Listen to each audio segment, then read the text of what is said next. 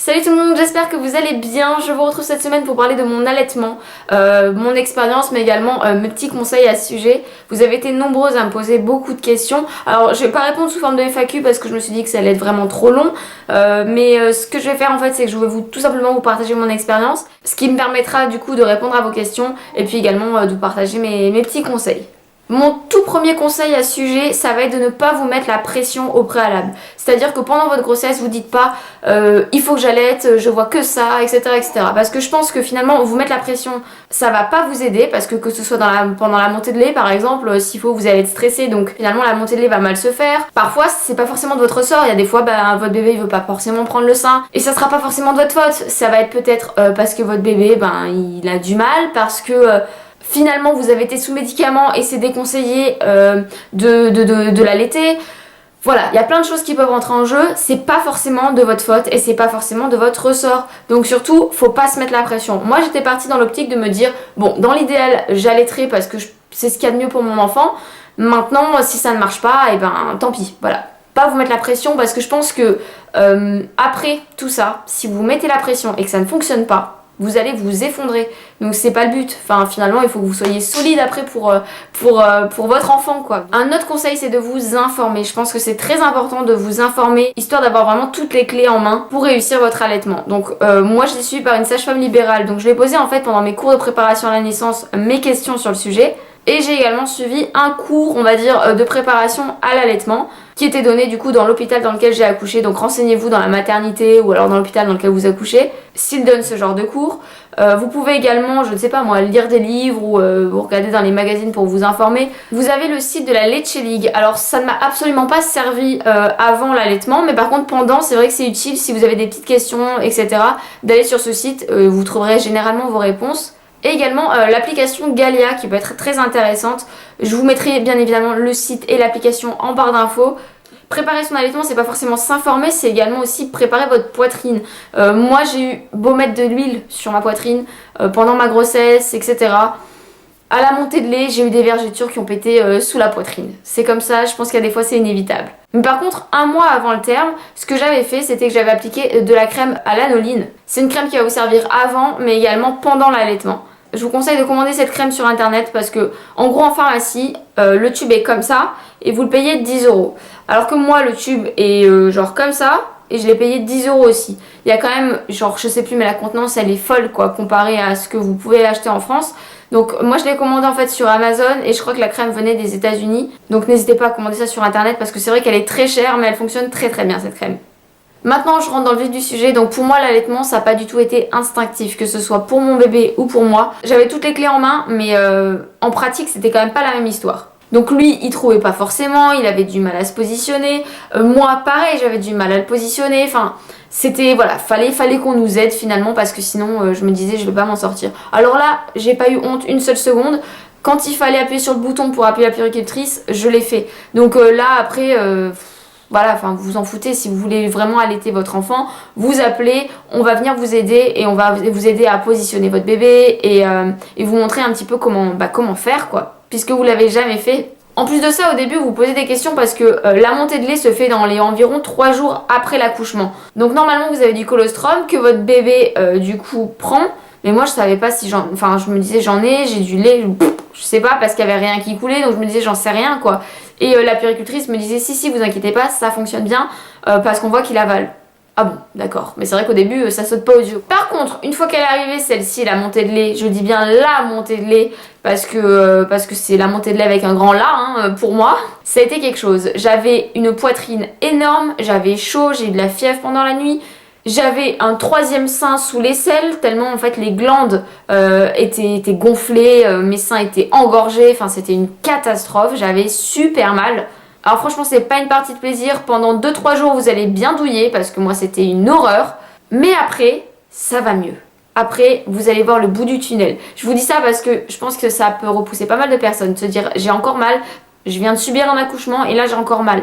Je peux comprendre, mais voilà, faut vous accrocher parce que c'est un mauvais moment à passer finalement. Pour soulager les montées de lait à la maternité et puis à la maison aussi j'ai fait ça, on m'avait passé des couches, donc en fait c'est des couches de bébé que vous mettez en fait sous l'eau froide et ouvertes, vous les mettez dans le congélateur. Ça fait qu'ensuite après vous prenez votre couche, vous mettez un linge entre votre poitrine et la couche, histoire que ça vous brûle pas quand même la peau parce que c'est froid, et vous appliquez du coup votre couche sur votre poitrine. Comme vous avez chaud et comme votre poitrine elle est douloureuse, dure, etc., ça va vous faire du bien en fait de mettre du froid. Ensuite aussi, pour celles qui ne savent pas, quand vous allaitez, vous avez aussi des contractions. C'est parce que la nature est finalement bien faite. Votre utérus, quand vous avez eu votre bébé, est devenu énorme dans votre ventre et il a besoin de reprendre sa place. Et là du coup, quand vous allaitez, à chaque fois que votre bébé va téter, vous allez avoir des contractions, ce qui va contracter en fait votre utérus afin qu'il reprenne sa place initiale. Donc c'est une horreur en fait les premiers temps pour l'allaitement parce que vous souffrez, vous avez mal à la poitrine, vous savez pas forcément comment faire, vous êtes fatigué et en plus de ça, vous vous retapez des contractions. Ensuite pour le retour à la maison, moi j'ai pas eu le choix, mais dans tous les cas je l'aurais fait.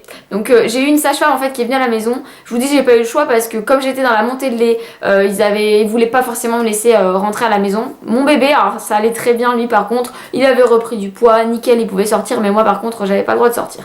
Donc on m'a autorisé à sortir à une seule condition, c'était que le lendemain en fait une sage-femme puisse passer à la maison pour vérifier que j'aille bien. Donc moi ça m'a été un petit peu imposé, mais je l'aurais fait dans tous les cas parce que je trouvais ça intéressant, parce que à la maternité vous êtes vraiment entouré et finalement quand vous êtes rentré à la maison il n'y a plus personne pour vous aider. Donc le fait qu'il y ait une sage-femme qui passe, ça peut vous aider si par exemple dans votre allaitement vous n'êtes pas encore au point et que vous avez des questions que vous avez oublié de poser. N'hésitez pas à demander à ce qu'une sage-femme passe à la maison. Alors c'est clair que vous allez avoir un début difficile.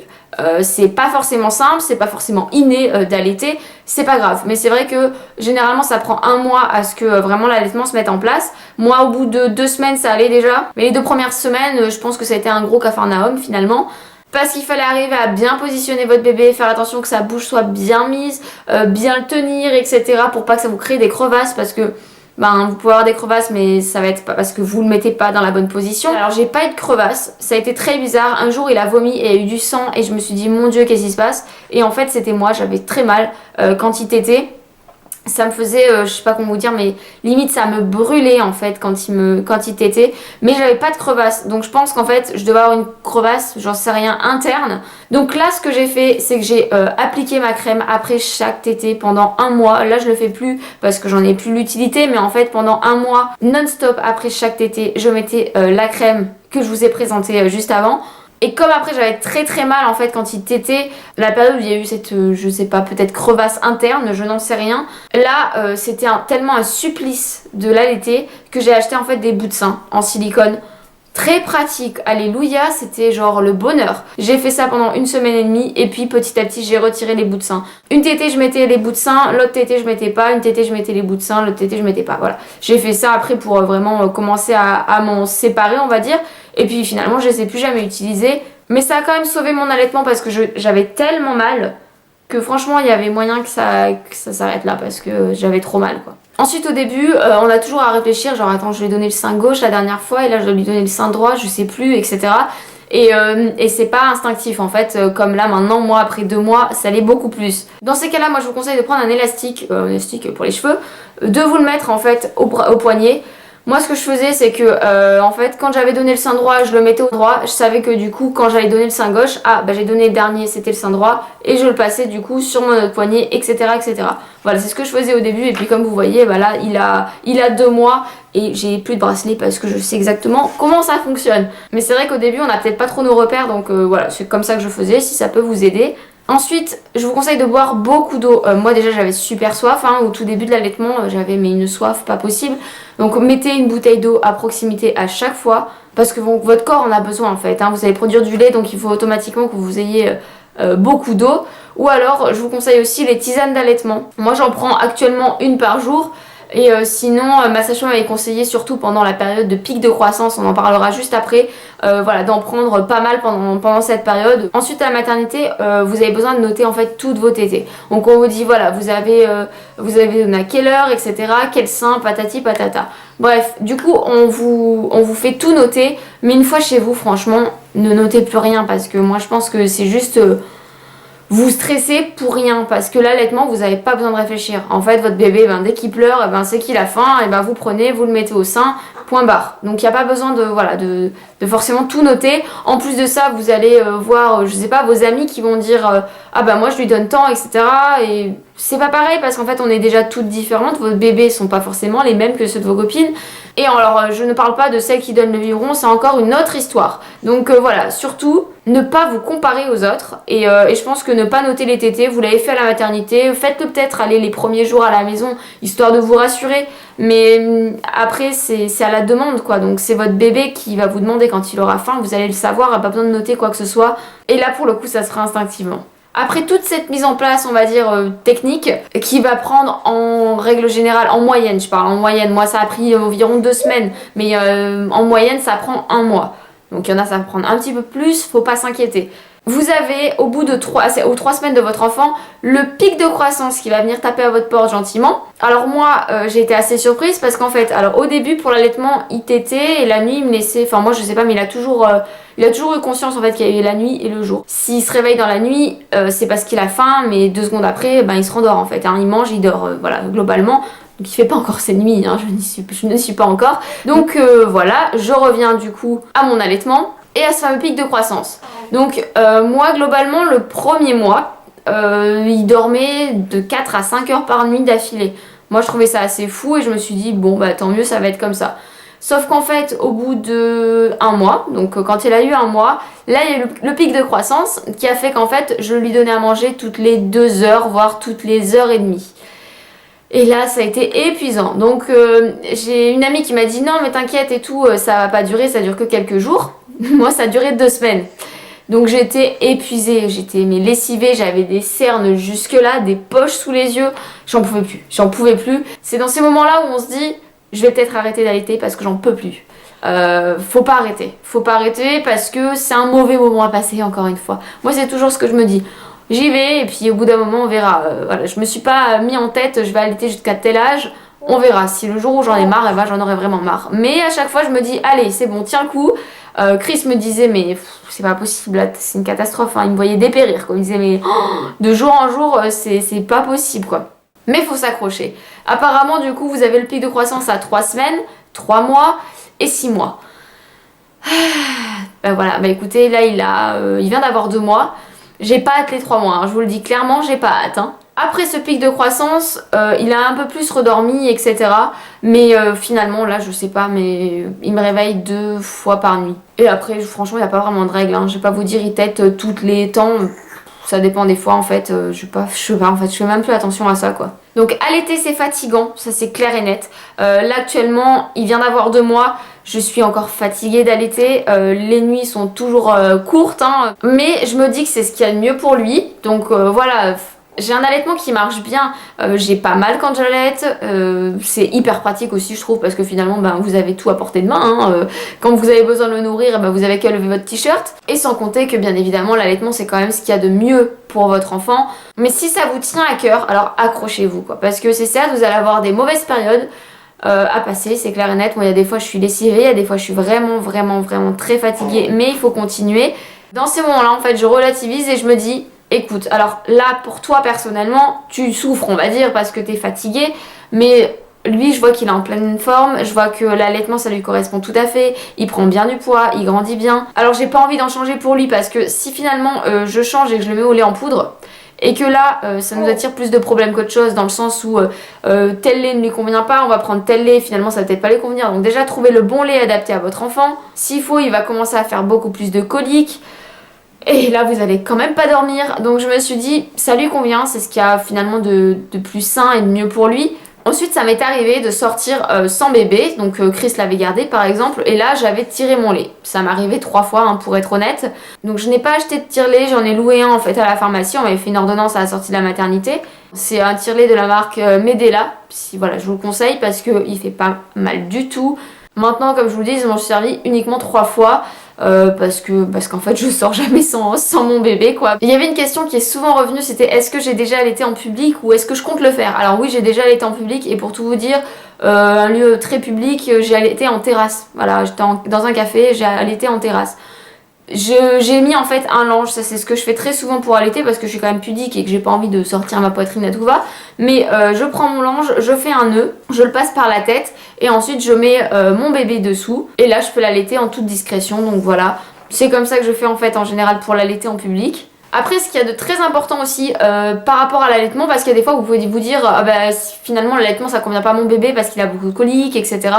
Ben surtout faites-lui faire un row. Alors en fait, le rituel à la maison, c'est que moi je l'allaite, mais Chris lui fait faire le row. Voilà, c'est le petit moment qu'il a avec son bébé. Comme il peut pas le nourrir, et ben il lui fait faire le row. C'est bien, ça laisse un petit peu de place au papa finalement. Et alors pour lui faire son row, il y a plusieurs techniques que j'ai. Alors soit vous restez debout, soit assise et vous le faites un petit peu sautiller, on va dire. Mais moi ce que je fais aussi, qui est très bien, c'est qu'après la tétée, je le prends, je le mets contre moi, je m'allonge un tout petit peu. Et puis là je lui frotte le dos. Et au bout d'un moment, bah, vous allez voir, hein, il fait son row très facilement. Enfin moi en tout cas c'est comme ça que je lui fais faire ses rows. Et c'est important de lui faire son row parce que c'est ce qui peut créer des coliques, c'est ce qui peut faire que votre bébé en fait va avoir mal au ventre, voire qu'il va avoir plus de rejet parce qu'il n'arrive pas à digérer, il y a un problème de digestion. Donc c'est pas votre lait qui est pas bon, c'est juste que voilà, parfois c'est un truc tout bête mais c'est juste qu'il a besoin de roter quoi. Maintenant, une fois qu'il a roté, il va peut-être redemander le sang, c'est normal, ça fait de la place. Donc voilà, n'hésitez pas à lui redonner. Et après, tous ces conseils que j'ai pu vous donner, vous verrez avec le temps. Hein, tout ça, c'est à vous de voir en fonction de votre bébé. Moi, c'est juste mon expérience que je vous partage, mais s'il faut, il y en a, ça fait pas du tout comme ça, mais voilà. Et puis, faut prendre le temps, vous inquiétez pas, petit à petit, en fait, il va y avoir des petites habitudes qui s'installent. Regardez, moi, il vient à peine d'avoir 2 mois et j'ai déjà quand même pas mal de petites habitudes qui se sont mises en place, en fait, tout simplement. Donc voilà, écoutez votre bébé, écoutez-vous, et vous allez voir que voilà, faut pas s'inquiéter, tout va se faire comme il se doit. Et alors, pour les coliques, je vais vous partager mes astuces, ça n'a plus rien à voir avec l'allaitement. Mais je me dis que ça peut être intéressant, que ça peut aider plusieurs mamans. Donc moi ce que je fais pour le soulager, c'est que déjà je lui fais des massages en utilisant en fait 2 doigts. Et je fais des massages dans le sens des aiguilles d'une montre sur son petit ventre. Ensuite je peux l'avoir contre moi debout et lui replier les jambes en petit Bouddha comme j'appelle ça. Ou alors une fois qu'il est allongé, pareil, je replie ses jambes. Et également ce que je fais, c'est que je ne replie pas forcément les 2 jambes en même temps, mais j'en fais une, puis l'autre, puis une, puis l'autre. Ce qui permet aussi également de le soulager. Et alors là, si toutes mes techniques n'ont pas fonctionné, ce que je fais pour le soulager, c'est que je lui donne du calmosine. C'est une infusion en fait à base de plantes bio. Et voilà, je lui mets ça dans un biberon. Donc voilà pour mes petits conseils anti-coliques. J'espère en tout cas que cette vidéo sur mon expérience d'allaitement vous aura aidé. Je vous fais à tous de très très gros bisous. Et puis je vous dis à la prochaine. Ciao.